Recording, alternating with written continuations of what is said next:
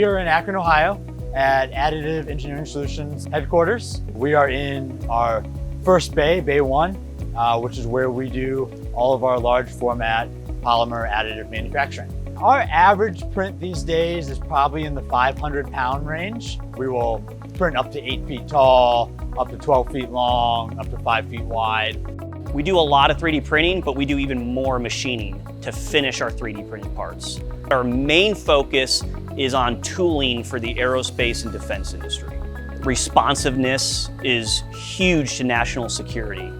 If the Air Force isn't able to maintain or repair aircraft quickly, that's a problem. Everything starts at a tool or a mold to make a part. So if we're able to produce those 50% faster, up to 50% more cost effective, then that's huge for our national security. Large format 3D printing really started at Oak Ridge. We wanted to see, how big of objects could we make and how inexpensively and how quickly could we make them. We developed the slicing software, developed the tool pathing for the large format printing. You have a 3D model, a CAD model on your computer of what you want to 3D print. You're slicing that CAD model into layers for the printing process. Then you fit tool paths to each of those layers.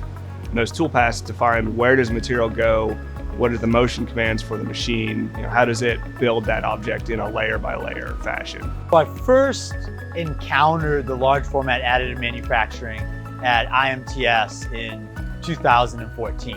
And at the time I was working for Caterpillar, I saw this giant machine that was originally a laser cutter, essentially turned into a giant 3D printer.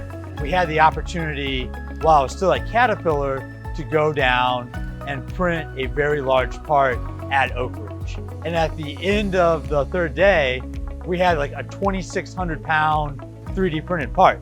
I always like to say that Oak Ridge will do one part for anyone, but multiple parts for no one. At the manufacturing demonstration facility, we have a lot of manufacturing production capability and a lot of equipment, but we're not a production facility. We want to do the research, we want to prove the concept, and then we want to transition the technology to industry. I was like, okay, where else can I go to do more work? And I quickly realized that that place did not exist.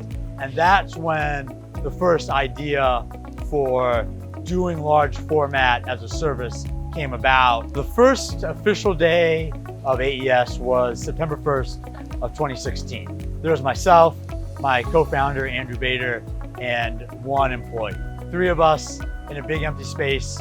We had no customers, no contracts.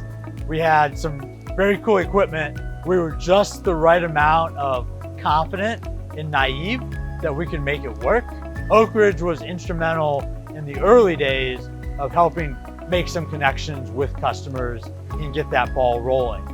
Over the years, as our company has grown, the technology has gotten better, and we've worked with Oak Ridge on a lot of those developments. The primary way that companies work with us is through a collaborative research and development agreement. They get to work alongside us to develop that technology, make use of the facility here to develop these new technologies that maybe they wouldn't have all of the funding or the resources to develop on their own. The goal is to continue making larger systems, improve the technology. There's still a lot of software development needed. We've tested over 100 materials here at the MDF, developing new technology, but also new materials and making just better use of the materials that we have. Small and medium manufacturing businesses in this country do so much work on critical energy projects, on critical infrastructure projects, on critical defense projects, but they don't have the resources. We might not be able to do the initial R&D work to prove if it's even possible or not.